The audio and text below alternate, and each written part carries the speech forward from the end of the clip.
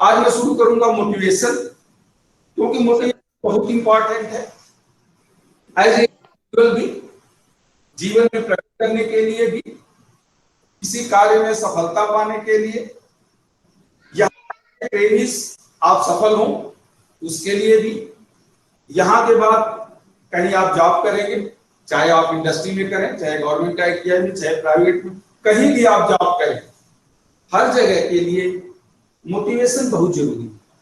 तो हम सिंपल आज डिस्कस करेंगे मोटिवेशन होता क्या है, क्यों जरूरी है, कैसे आप दूसरों को मोटिवेट करेंगे ग्रुप में या अपने जूनियर्स को, या आप स्वयं कैसे मोटिवेट होंगे, क्या हो सकते हैं फैक्टर्स। जैसे मैंने मोटिवेशन में कहा कि हर जगह ये लिखा है, हर बुक में लिखा है कि ये शिक्षक का दायित्व तो होता है कि विद्यार्थी को सुनने के लिए तैयार करे, उसे प्रेरित करे, यानी मोटिवेट करे। लेकिन कैसे करेगा ये कहीं नहीं लिखा। तो कुछ जनरल मोटिवेशन आपके पर्सनालिटी, व्यक्तित्व के रूप में कैसा होता है, कुछ जनरल डिस्कशन हम करेंगे। फिर क्योंकि मोटिवेशन बहुत वास्ट है और मोटिवेशन की बहुत थियरीज हैं, हाइपोथेसिस हैं, बहुत से लेख लिखे गए हैं। तो जो इसकी थियरी है, जैसे आपके सिलेबस में भी 2 थियरी है, आप किताब में उसको पढ़ सकते हैं। तो वो थियरीज एंड प्रिंसिपल पे मैं नहीं जाऊंगा, मैं जनरल मोटिवेशन कब कहां शुरू होता है, कैसे होता है, क्या मेन पॉइंट्स इसके होते हैं, उससे शुरू करते हुए टीचिंग में आप कैसे इसका उपयोग कर सकते हैं। थोड़ा सा 1 घंटा या 1 घंटा 10 मिनट 15 मिनट में मैं कोशिश करूंगा कि इसको खत्म कर दूं। और बीच में अगर आपको कोई डाउट है, कुछ पूछना चाहें, यू आर वेलकम।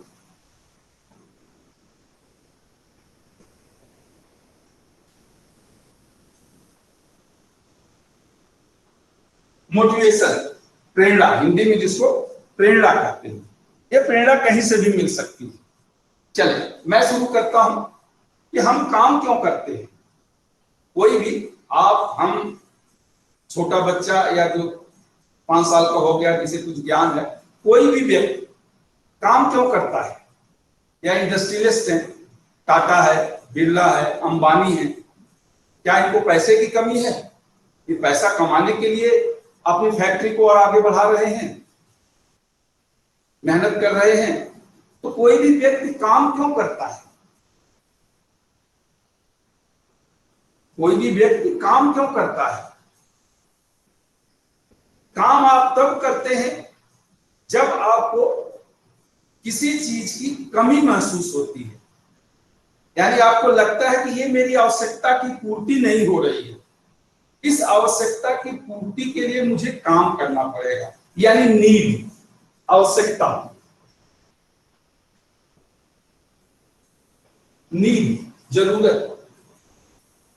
आपके पेरेंट्स अगर आपको अश्योर कर दें कि जिंदगी भर तुमको, तुम्हारे फैमिली को, तुम्हारे बच्चों को मैं इतना पैसा देके जाता हूं, अश्योर करता हूं कि तुम्हें खाने पीने रहने और दैनिक आवश्यकता की पूर्ति के लिए कोई कमी नहीं आएगी जिंदगी भर, तो आप काम करोगे? आप यहां पढ़ने आओगे?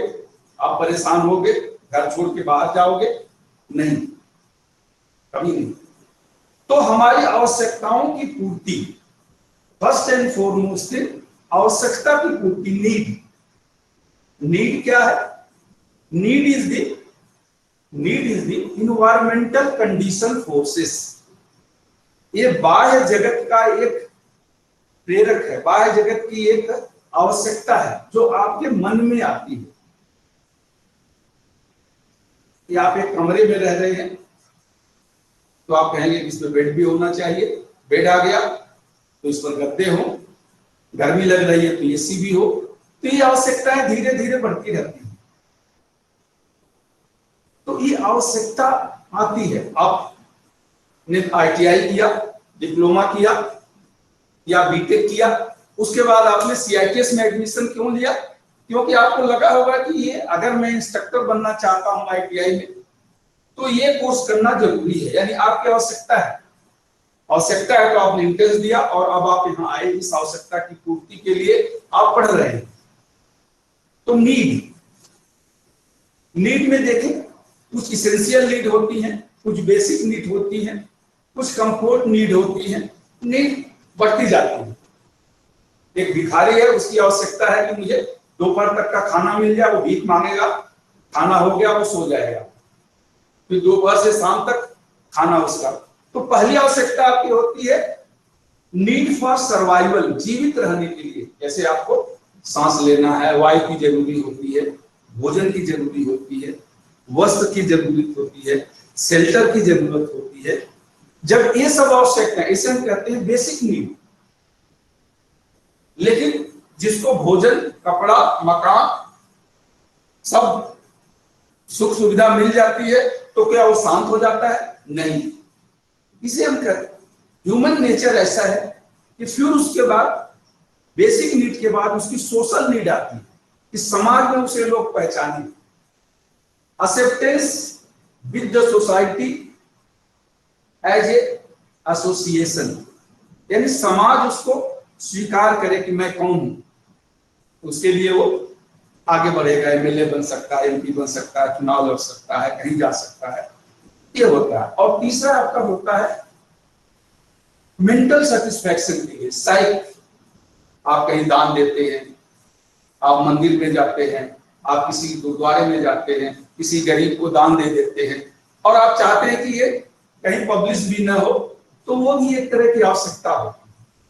तो फर्स्ट एंड फॉरमोस्ट ये आवश्यकता ही आपके कार्य का मूल कारण है। जैसे हम कहते हैं कि आवश्यकता ही आविष्कार की जननी है।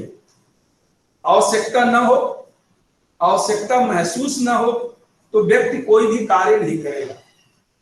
तो need is the environmental condition forces, हमारी आवश्यकताएं जो कि बाह्य जगत में होती है। कुछ भी आप देख लें कि मुझे खाना चाहिए, मुझे रहना है, मुझे कमरा चाहिए, मुझे घर चाहिए, गाड़ी चाहिए, अच्छी नौकरी चाहिए, ये काम, तो जो चाहिए वो आपके वो बाह्य जगत में है, लेकिन आपके माइंड में ये आवश्यकता क्रिएट होती है। तो first and foremost need generated in our mind, though it is a environmentally condition forces. आवश्यकता आपके माइंड में जनरेट होती है और उसे आप जनरेट करें।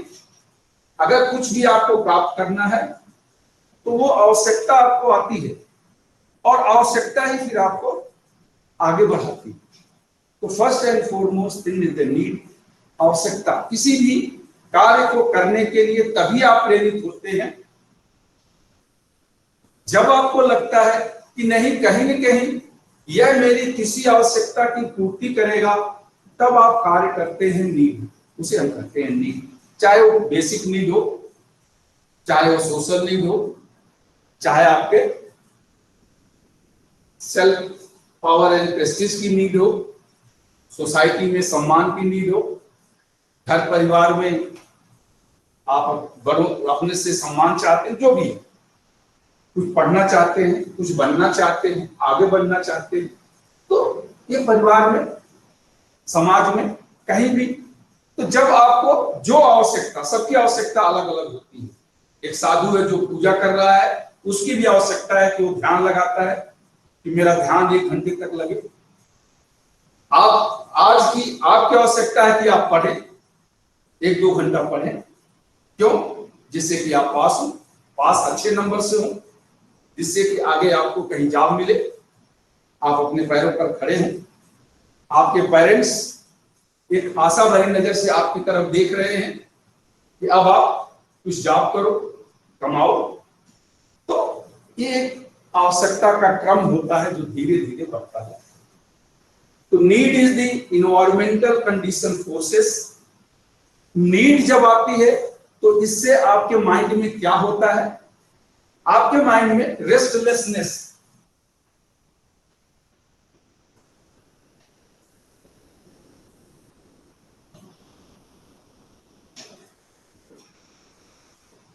आपके माइंड में एक अभाव, रेस्टलेसनेस, यानी अब आप शांत नहीं रहेंगे। यार मुझे CITS करना है, कब भरा जाएगा आपको नहीं पता है, दूसरे से पूछेंगे, कुछ लैक, कुछ कमी महसूस होगी, रेस्टलेसनेस, लैक। और जापानीज में इसे एन, जापानीज की करेंसी है एन, यानी lack of money.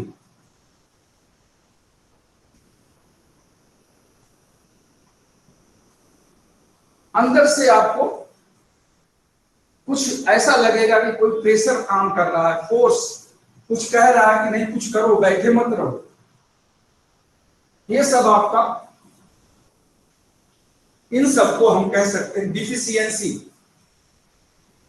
Deficiency of something, deficiency.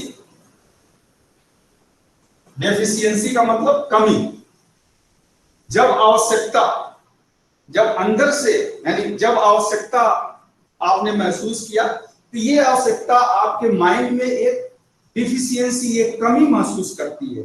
चाहे वो कमी धन की हो, चाहे वो कमी आपको लगे कि शिक्षा की है, चाहे वो कमी आपको लगे कि मेरे पर्सनालिटी में है, जो भी है, power, Prestige, position, affiliation, affection, love, dedication, devotion, ये सब डिफिशियंसी के पार्ट्स हैं। कुछ भी आप सोच लें, जैसे आज आपको कमी लग रही है कि यार मैं अच्छे से पढ़ूं, आवश्यकता है, आपकी आवश्यकता है कि CITS को पास करना। उस आवश्यकता ने आपके माइंड में एक डिफिशियंसी क्रिएट किया कि आपको पढ़ना है तभी आप पास कर पाओगे, डिफिशियंसी। तो need create the deficiency in the mind. जब आप सचमुच सोचते हो कि यार मुझे ये प्राप्त करना है, मुझे ये बनना है, मुझे ऐसा करना है, 2 साल के बाद मैं क्या बन जाऊंगा, ये आपकी आवश्यकता है, नीड है। जब नीड होती है तो माइंड में आपको एक रेस्टलेसनेस होगा, असहज हो जाएंगे आप, आपको कमी महसूस होगी, एक अंदर से कोई फोर्स आपको प्रेरित करेगा कि यार कुछ करते क्यों नहीं, तुम बैठे क्यों। इन सब फैक्टर्स को हम अपने मनोवैज्ञानिक भाषा में, साइकोलॉजिकल फैक्टर्स में हम डिफिशियंसी कहते हैं, या डिफिशियंसी सिंड्रोम। चलो उतना टेक्निकल वर्ड्स में मैं नहीं जाऊंगा, सिंपल भाषा में आप समझ ले कि आपके अंदर एक कमी महसूस होती है। अब यह कमी अगर आपके अंदर क्रिएट हो गई, अभी आप सोचे 1 महीने बाद आपका एग्जाम होने वाला है, अगर रियली आप मेहनत से पढ़ रहे हैं तो रात में आप जब सोने जाएंगे उस समय भी आपको लगेगा यार मुझे पढ़ना चाहिए, ये चैप्टर मुझे अभी याद नहीं है, टेक्निकली मैं ये नहीं जानता हूं, मुझे पढ़ना चाहिए। क्या आपको ये आता है? अगर ये आता है तो इसका मतलब नीड जनरेट हो गई है, और वह नीड आपको डिफिशियंसी, आपके माइंड में एक कमी या कमी की भावना यानी महसूस करा रही है। अगर ये आ गया तो अब ये आपको बैठने नहीं देगा, रेस्टलेस आपको बना देगा कि कुछ करो, पढ़ो, याद करो। ये नहीं आता है तो देखो, नेट पे जाओ, जो टीचर है उनसे पूछो, ऑनलाइन क्लासेस होते हैं वहां पढ़ो, ये आपको एक्टिवेट करेगा। तो अब देखें, इसके कारण, नीड के कारण एक कमी आई, कमी आपको रेस्टलेस कर देती है, किसको? आपके माइंड को। नीड क्या है? ये बाह्य जगत की वस्तु है, सब बाह्य जगत में है, एक्सटर्नल इन्वायरमेंट में है, आपके माइंड में नहीं है। लेकिन उसके कारण, उस चाहत के कारण, यानी उसको प्राप्त करने के लिए उस वस्तु को, जैसे घर में कलर टीवी नहीं है तो कलर टीवी तो मार्केट में है, लेकिन आपके माइंड में आया कि घर में कलर टीवी नहीं है। अब कलर टीवी की चाहत ने आपके माइंड में एक डिफिशियंसी सिंड्रोम पैदा कर दिया कि भाई कलर टीवी होना चाहिए। कैसे होगा? अब वो आपको गाइड भी करेगा। कि गाइड कौन करता है? उसे कहते हैं मोटिव, MOTIVE, मोटिव, प्रेरक। केमिस्ट्री आपने पढ़ा होगा, कैटलिस्ट, जो कि केमिस्ट्री में रिएक्शन की, रसायन शास्त्र में, केमिस्ट्री में आपने पढ़ा होगा। कैटलिस्ट क्या करता है? जो भी केमिकल रिएक्शंस होता है, खुद उसमें भाग नहीं लेता है, लेकिन केमिकल रिएक्शन की गति को या तो बढ़ा देगा या कम कर देगा। सेम उसी तरह से अब ये मोटिव आपके माइंड में इसके ग्रिप में, डिफिशियंसी के ग्रिप में आ जाएगा। Motive comes in the grip of deficiency and magnetize your behaviour. एक लोहा तो लोहा होता है, लेकिन जब लोहे को आप चुंबक से रगड़ देते हैं तो वही लोहा चुंबक बन जाता है, अब दूसरे लोहे को अट्रैक्ट करने लगता है। सेम उसी तरह से जब एक कमी आपके माइंड में, डिफिशियंसी सिंड्रोम आपके माइंड में डेवलप हो जाता है, तो यह आपके माइंड में एक मोटिव, एक प्रेरक उत्पन्न करता है। मोटिव मैग्नेटाइज योर बिहेवियर, आपके व्यवहार को ये प्रेरित कर देता है, आपके व्यवहार को वो मैग्नेटाइज कर देता है। It will magnetize your behaviour, it will magnetize your behaviour and compel to do you. यह आपके व्यवहार को चुंबकीय बना देता है और it will set up a drive with direction. जैसे गाड़ी, मोटरसाइकिल आपकी खड़ी है, अगर आपको चलाना है तो किक देके उसको स्टार्ट करना पड़ेगा। स्टार्ट करने के बाद आप उस पे स्पीड बढ़ा के जिधर चाहे हैंडल मोड़ के डायरेक्शन से चल सकते हैं। सेम उसी तरह से यह मोटिव जब इस डिफिशियंसी के पकड़ में आ जाता है तो यह मोटिव आपके व्यवहार को मैग्नेटाइज कर देता है और मैग्नेटाइज करने के बाद व्यवहार को एक एनर्जी देता है, मोटिव पावर देता है कि कुछ करो, motion, motive power. It provides a energetic thrust to your behaviour. Energetic thrust यानी ऊर्जा के साथ आगे बढ़ने की एक शक्ति देता है कि कुछ करो। यही मोटिव आपको कहेगा पढ़ो, सो मत, 1 घंटे पढ़ के सो। It provides a energetic thrust to your behaviour और कहेगा तब तक कार्य करो जब तक कि सफलता नहीं, जब तक कि ये motive will magnetize your behaviour and provide the energetic thrust to your action and performance. आपकी कार्य कुशलता को, कार्य करने की क्षमता को एक दिशा देगा कि ये काम ऐसे करना है। ये नहीं आ रहा है आपको, आपके समझ में नहीं आ रहा है तो अपने टीचर से पूछो, अपने फ्रेंड से पूछो, किताब में देखो, टेक्निकल बुक्स को रेफर करो, तो वो आपको बताएगा। और तब तक बताएगा ये मोटिव सेटअप ए ड्राइव। आप एसी ड्राइव पढ़े होंगे कि एसी ड्राइव को जब आप प्रोग्राम कर देते हैं तो ऑटोमेटिक वो जब तक काम पूरा न हो जाए तब तक वो ड्राइव चलती रहती है और जब काम पूरा हो जाता है तो ड्राइव अपने आप बंद हो जाती है। एग्जैक्टली सेम ऐसे ही ये मोटिव आपके व्यवहार को मैग्नेटाइज करके एक ड्राइव, यानी ड्राइव का मतलब एक्शन, एक्शन विद डायरेक्शन, कार्य क्या करना है और किस दिशा में करना है। एक्शन विद डायरेक्शन एक ड्राइव सेटअप कर देता है और ये ड्राइव तब तक आपको बैठने नहीं देगा जब तक आप सफल न हो जाए, जब तक आप जो कार्य के लिए, यानी जो कमियां आपकी हैं, ये कमी किस कारण से है। जैसे मैंने टीवी का एग्जाम्पल दिया कि जब तक कलर टीवी घर में नहीं आ जाएगा तब तक वो आपको बैठने नहीं देगा। जब तक आप अच्छी तरह पढ़ नहीं लेंगे, आपके अंदर कॉन्फिडेंस आ जाएगा कि हाँ अब मैं एग्जाम में अच्छे से, अगर आ गया ये प्रश्न तो मैं कर लूंगा। ठीक, तो तब तक वो आपको बैठने नहीं देगा। ठीक है, तो ये अब इस पूरी प्रक्रिया में, इस पूरी प्रक्रिया को जहां नीड यानी आवश्यकता से लेके ड्राइव सेटअप होने तक, आपकी कमी पूरा होने तक, यानी कमी पूरा हो गई तो वो ड्राइव ऑटोमेटिक सेटल, यानी आप उनके मन में शांति हो जाएगी। आप पास हो गए, खुश हो गए, तो आपके मन में एक शांति हो गई। इस पूरी प्रक्रिया को मोटिवेशन कहते हैं। ये पूरी प्रक्रिया मोटिवेशन का पार्ट है। कंप्लीट पार्ट मोटिवेशन का ये पूरी प्रक्रिया होती है। तो first and foremost thing need है।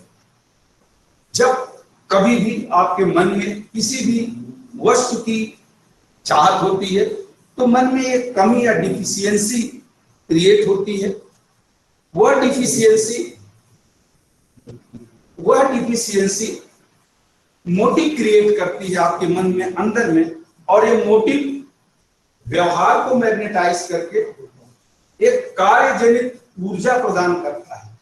कार्य जनित यानी कार्य करने के लिए आपके व्यवहार को एक ऊर्जा प्रदान करता है, और इस ऊर्जा के कारण ही कार्य करते हैं, और ये आपको डायरेक्शन भी देगा। जैसे सिंपल में एग्जांपल दो, आप कहें कि कलर टीवी घर में लाना है लेकिन पैसे नहीं है तो कैसे लाएंगे, तो ये आपको डायरेक्शन भी देगा। ये इंस्टॉलमेंट में भी मिल जाता है, जाओ आप इंस्टॉलमेंट में ले लो इसको, तो वो आपको डायरेक्शन भी देगा कि ऐसे नहीं तो ऐसे आप कर सकते हो।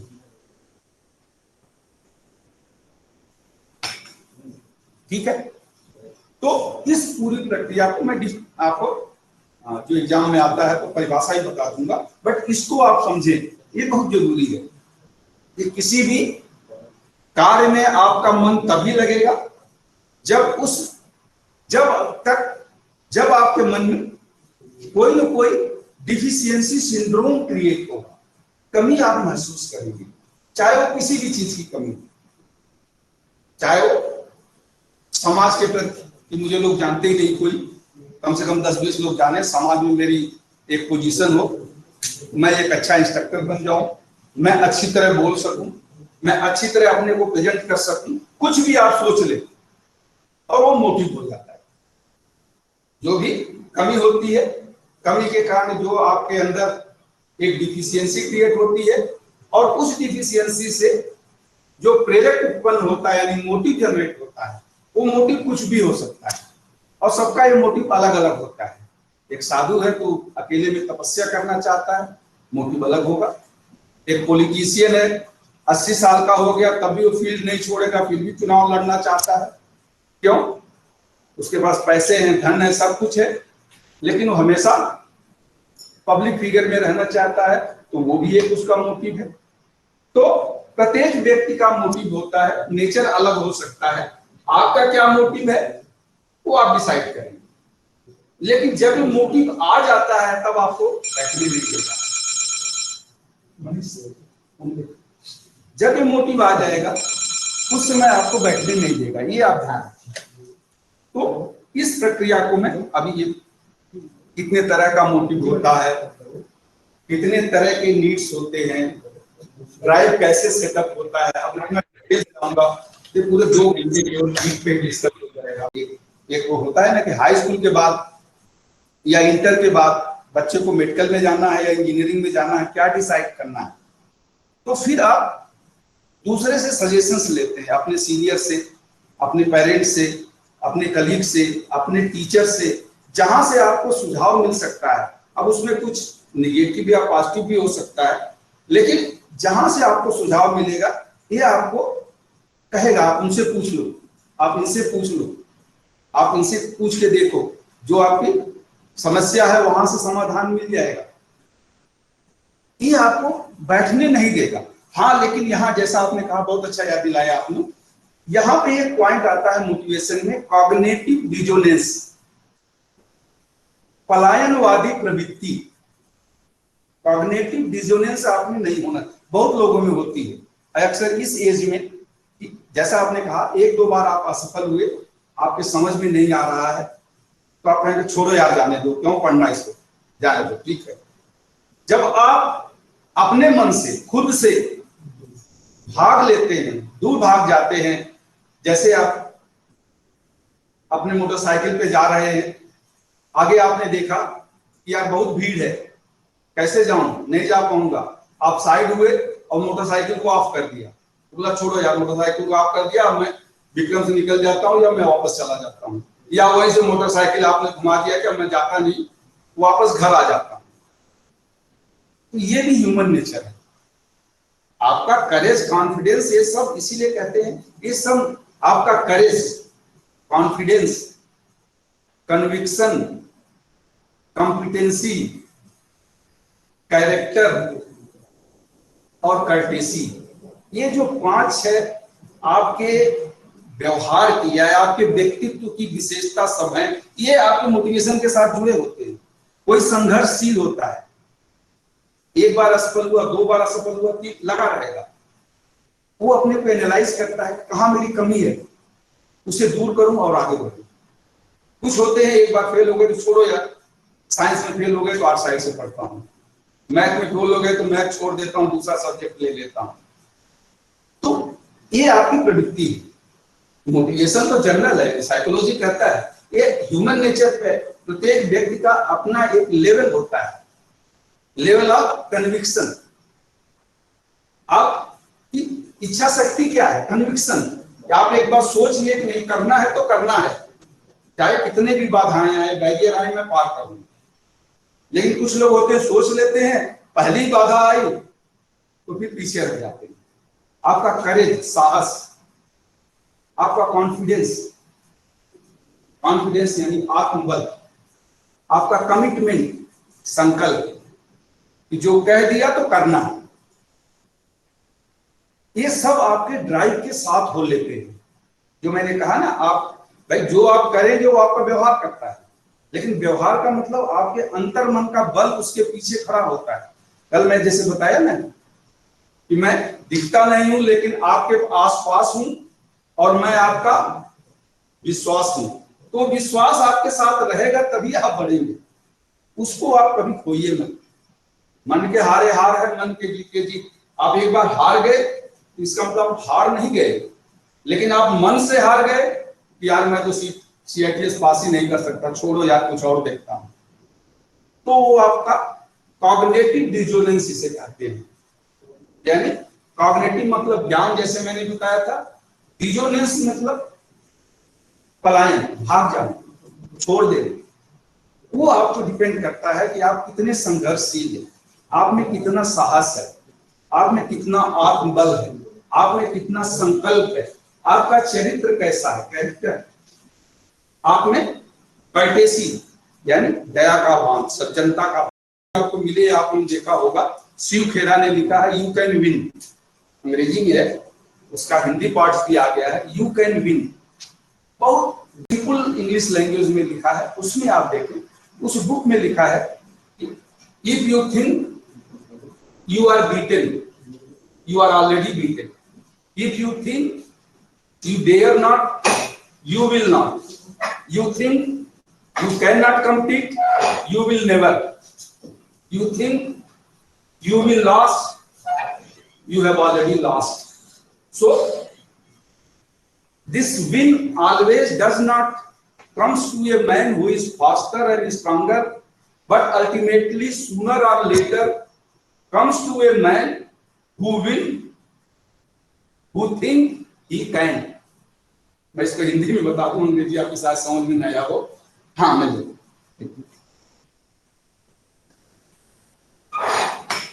इसका ये सारांश है कि अगर आपने पहले से ही सोच लिया कि यार मेरे अंदर हिम्मत नहीं है, तो रियली आप डरपोक हैं।